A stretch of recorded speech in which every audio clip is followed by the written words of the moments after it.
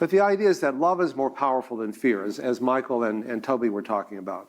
And that really, whether it's in the military, whether it's in our society, whether it's an individual, Duke found that after 5 years, those that were unmarried and didn't have a close confidant were 3 times as likely to die as those who either married or who had a confidant. Intimacy is healing. We've trained the St. Vincent de Paul homeless shelter in our program. Over 30,000 homeless people have gone through it. So this idea this is just for affluent, educated people is not true. Nicholas Christakis at Harvard found that we are so interconnected that if your friends are obese, you're 45% more likely to be. If it's your friend's friend, it's 25%. And if it's your friend's friend's friend, you're 10% more likely to be obese, even if you've never met them. That's how interconnected we are. And it's not just heart disease, it's pretty much everything, including depression. So we harness that interconnectedness, that intimacy.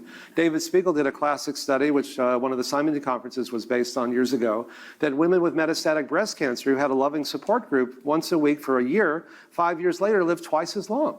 You know, and somebody might say, oh, give me a break. You mean talking about my feelings is going to help me live longer if I've got cancer? Please.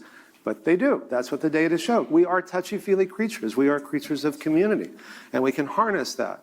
And anything that, intimacy is healing, but you can only be intimate to the degree you can open your heart and be vulnerable. And you can only do that to the degree you're trusting.